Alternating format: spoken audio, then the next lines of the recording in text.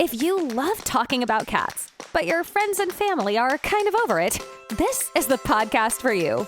Join your hosts, Danielle Stray Woolley and Elizabeth Calico Gearhart, on the Jersey PodCats, where everyday cat lovers share funny stories, challenging situations, and ask their questions about cats. All right, let's get right into this episode. Hi, everybody. I'm Danielle Woolley. And I'm Elizabeth Gearhart, and we are the Jersey PodCats. Yay. And we are joined today by Jackie Berman. Hi, Jackie.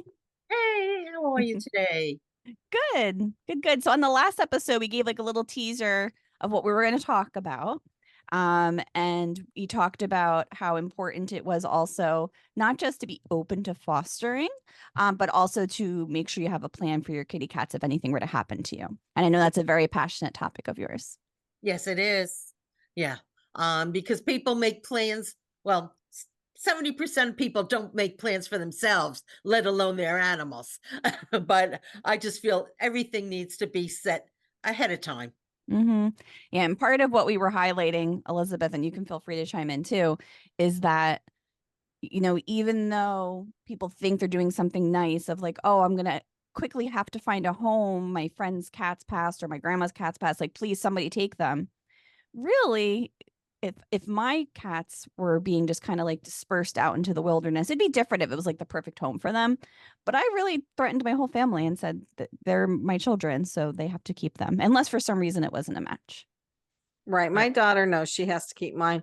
I think one way, and we had talked about this last time we had Jackie with us, one way to kind of ensure this is to like attach some money to the cat in your will. Like all of it.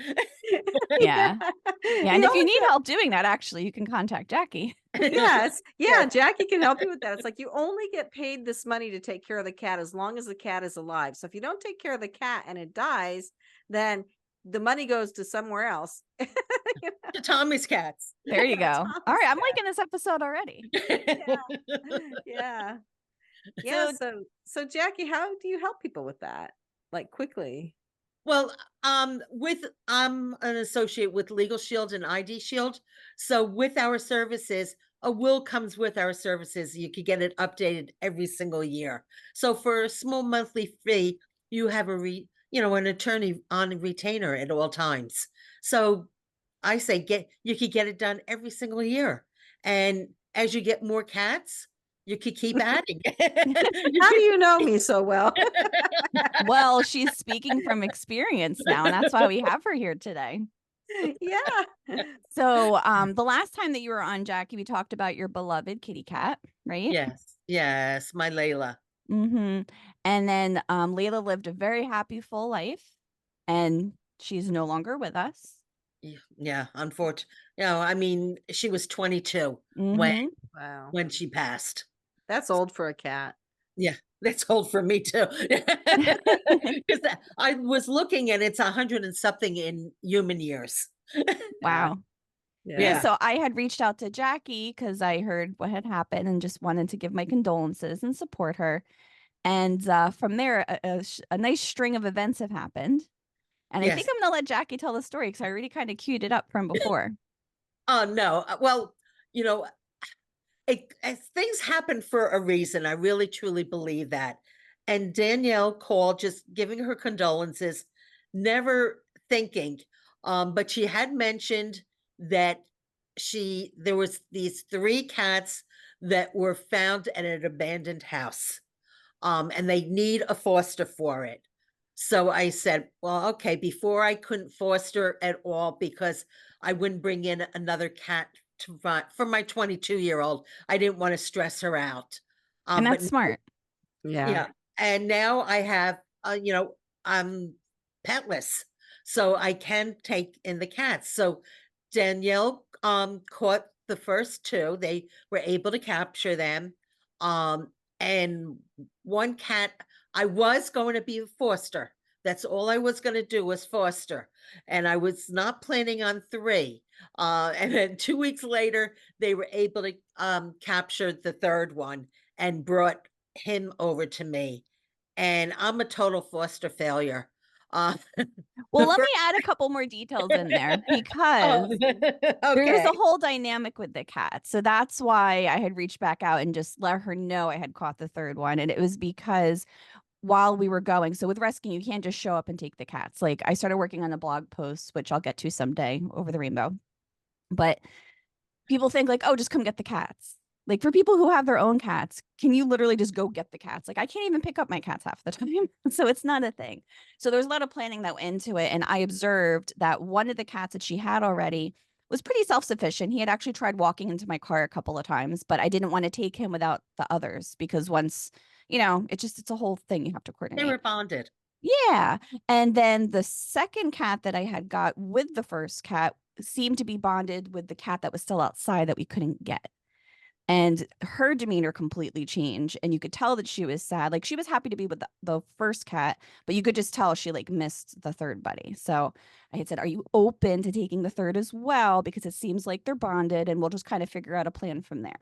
So it's not like I tricked her into taking 3 cats. No. Cats multiply on their own, right? Yeah. Yeah. And I truly believe that like some people might think that, oh, you replaced your other cat so quickly. No, I didn't. To me, I'm honoring the cat that I lost by opening my heart to cats that don't have a home. So to me, it was really honoring my other cat by bringing in another cat. Yeah, and the way that we found out about these cats was the woman that was putting the home up for sale because it was tenants that had moved out and they literally just dumped their cats and left them outside and bounced.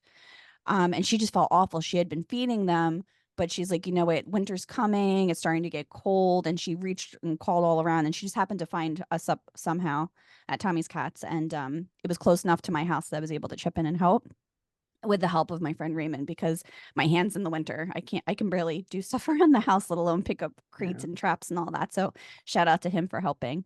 But yeah, it just kind of was like a sequence of events that happened. Takes a lot of coordinating. Yeah. Tell Yeah. us about how you Yeah. came up with names for them. So we like to reward our fosters and let them pick the names. Yeah. So what's a foster fail too? Like we never.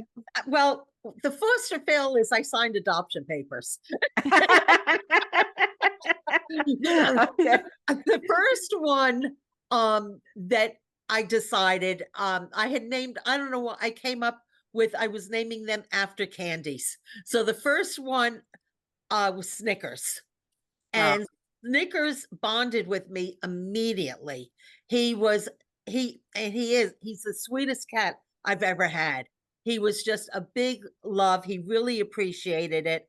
And I signed the papers so quickly for him.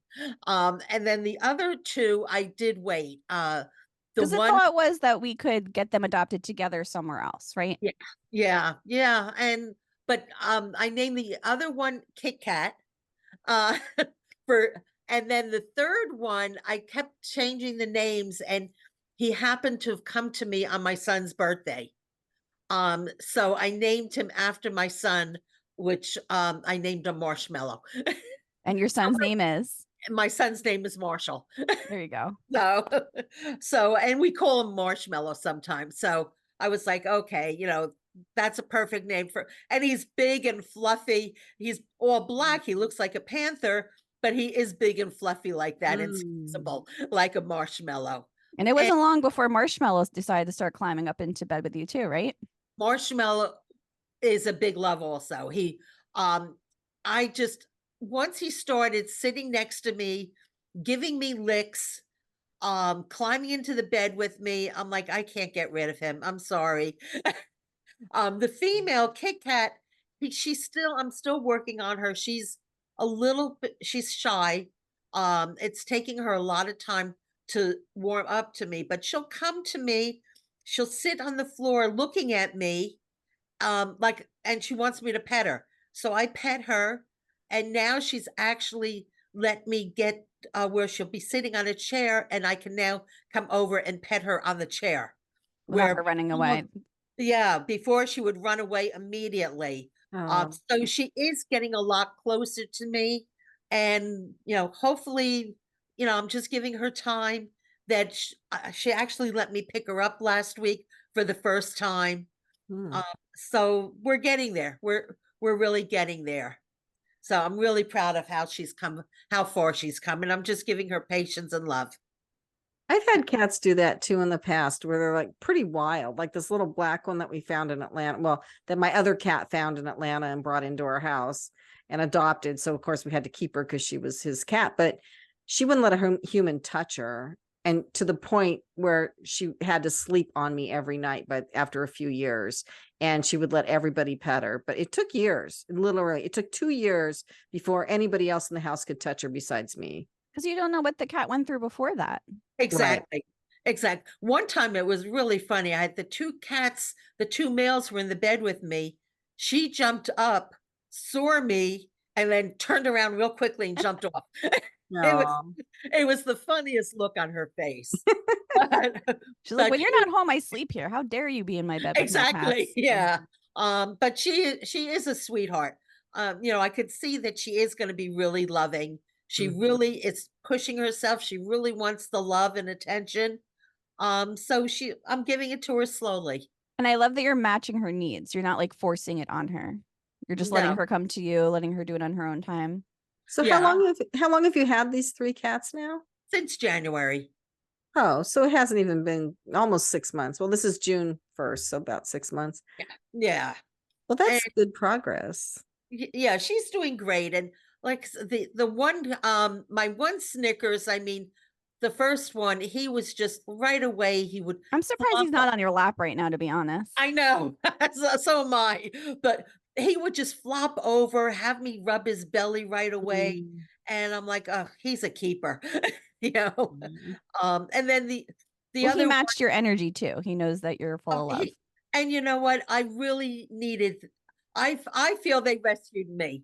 I've never been without any pets. Yeah. I for over 40 some odd years, I've always had at least one pet. If not, I've had at one point 3 dogs and 5 cats at one time. Wow. So for me not to have anything was like, oh my God. So they really rescued me. Right. Yeah. And So, I can't thank Danielle enough for Oh, what she's done for me. so what is your backup plan? Let's just say, God forbid, you can't take care of them anymore for any reason, but we're knocking on wood because that's not going to happen. But what would be your backup plan for these 3 cats? Well, when I sign the adoption papers, it does say if I can't take them, I have to let them know. So, I would my son would let them know, or if not, my son is also a big cat lover. He's got 2 cats of his own. So I will make, he hasn't met them yet. He'll meet them next month. But I know he'll love them. you just brought a really good point up too. So, sometimes people don't realize that when cats are adopted, you are supposed to go back to the original. I mean, if you have a plan in place, that's different, like for sure. But the rescue always wants to know what's going on with them because we've had instances where cats that had been adopted, and I've heard even the shelter that we partner with, they've had dogs that just got like passed around to other people. So when it went missing, the tag was registered to the original adopter and to the adoption center. And then they couldn't even locate where the pets are supposed to go. So rather than just kind of like jumping on Facebook and saying, hey, free pet, come get it, don't do that, please. Oh, No, God. Make sure no. your family knows your plan and make sure that they even know what rescue you got them from so that they can be, because if anything, they'll help you. So like, just gosh forbid your son couldn't take them for some reason, then they can help find a foster, help match them to the right home for them, not just, hey, somebody come get them. Yeah. Well, my daughter knows that she has to take my cats if anything happens to me. Yeah. And everybody, hopefully you make plans for your kids. Well, these are my kids. Yeah. So you have to make a plan for the pets. You know, 100%. there's too many of them that just end up back at a shelter or just abandoned at a house or whatever. Mm. Um, so Or you dumped have, outside in winter, not even in the and- house. yeah, so you have to be a responsible pet owner and make plans for them. Yeah. Well, so that's really so cool that you took in 3 cats and now you have 3 cats. But of course Yes. you're an animal person, so I guess it isn't a big surprise, is it, Danielle? No. I mean, now it's not. But like I was joking, you went from 1 -1 was 0, and then you wind up with 3. So it's like, and it was like all lined up like divinely, which, you know, one of our future guests, Yvonne, she talks about divine all the time because Jackie's been very vocal in sharing her experience. She shared some of the challenges she's had. So it hasn't all been butterflies either. So I know you had the one incident where she was just like, I can't keep bringing Marshmallow back and forth. He's terrified in the car. Here we go, talking about poop again. He would like poop himself in the car Yeah. ride. He was just so Oh. distraught. She's like, I can't do this to him. He's happy Yeah. here. I'm keeping him. That's exactly, like, I had brought him in for, you know, his shots and whatnot, and he was so stressed out.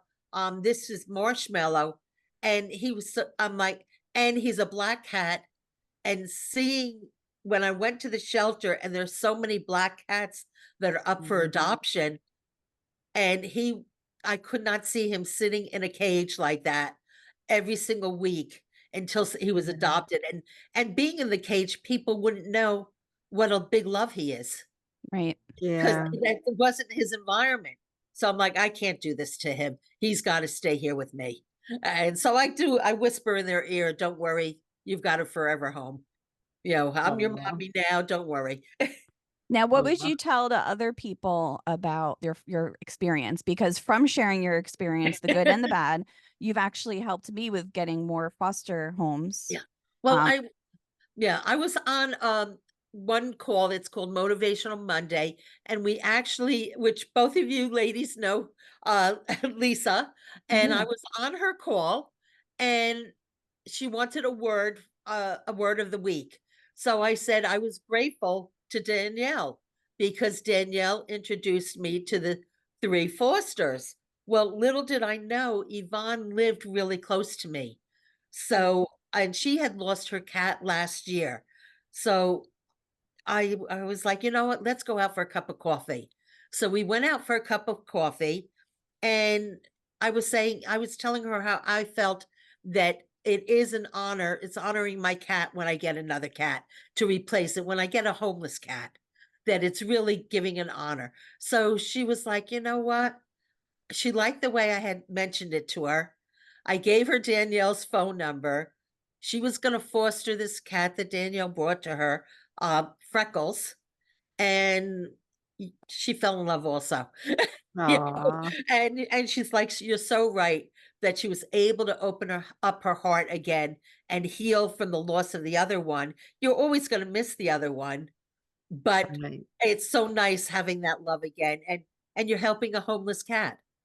Yeah, And and again, we don't know where he came from before that, other than the neighborhood where we've been finding that people had not everybody's nice to animals. So we had been hearing of some poisonings, and I don't even want to talk about it. It's Gosh. so awful. You just don't know in certain areas, which is bizarre because other areas of the world that you travel to, people like, oh my gosh, it's a cat. Everybody take care of it. exactly, yeah. But it's Yeah. just hit or miss. So my friend who had no foster space said, I can't leave this cat outside, took it in.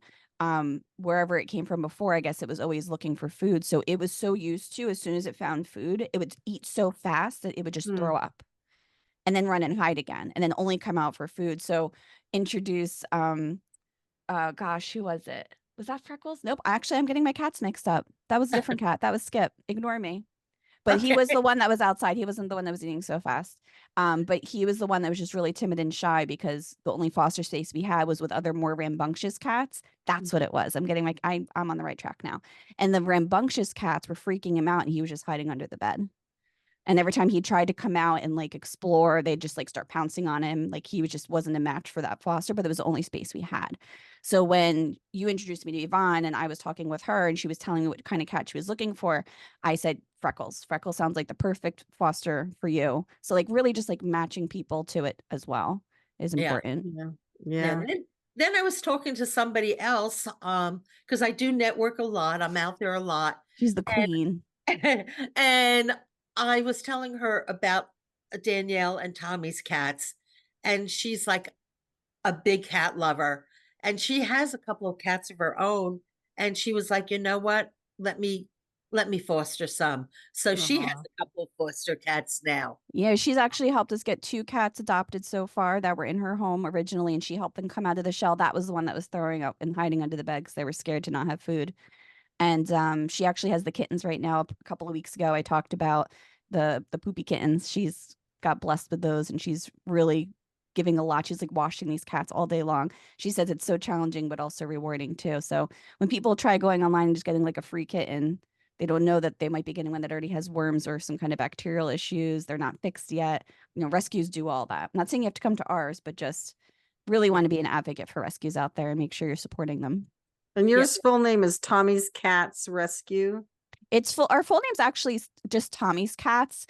We've been throwing TNR in there more so for people to ask what does TNR mean, so it can open up the conversation. But we are considered a rescue. We're a 501c3. And I've mentioned previously that the goal is we want to make sure there's no more cats being born outside. If they're friendly, we bring them in, we match them with fosters, or if we don't have space, we find other organizations who can take them and get them adopted.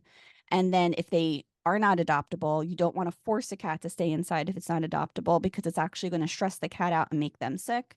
So we make sure that they're healthy, and then they get released back to where they were found with a caregiver. So we make sure that they're fed, monitored, and if they ever get sick again, we bring them out there. And that's what a lot of rescues do. But some are focused in different areas. Some are focused in rescuing from out of state. I know a couple of rescues that I'm friends with where they find areas in like Texas and like South Carolina and Georgia where they're just everywhere. So then they try to rescue them and bring them up here. I know others that just handle dogs, some that just do TNR. So we just try to leverage the resources and support one another out there. Yeah, when we lived in Atlanta, there were stray cats everywhere in our subdivision. Mm. It Yeah. was bad. Yeah. I mean, well, the thing, you know, try to trap and release, get your animals neutered and spayed. Yeah. You know, that's Yeah. the best thing. And make sure they have their shots. Yeah. And I think that might be a good spot to start wrapping up. So even if you're Okay. not seeing cats outside and they're not strays, if you have a kitty cat, pretty please, if you let them outside, make sure that they're spayed or neutered, because you are actually adding to the problem. Yes. Yes. Anything you want to wrap up on with Jackie before we go?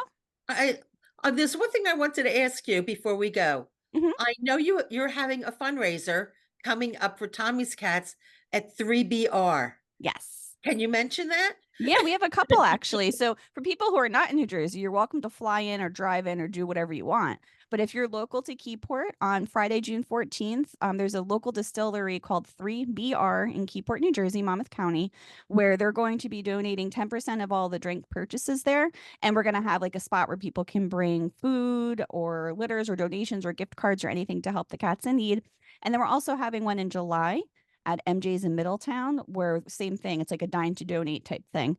We can actually do a lot of things. I'm trying to do more virtual just because it's a lot to do in person. And I know I keep mentioning I have health challenges going on, so I can't be at everything in person all of the time. But we really, truly appreciate your help. And thank you, Jackie, for reminding me to promote.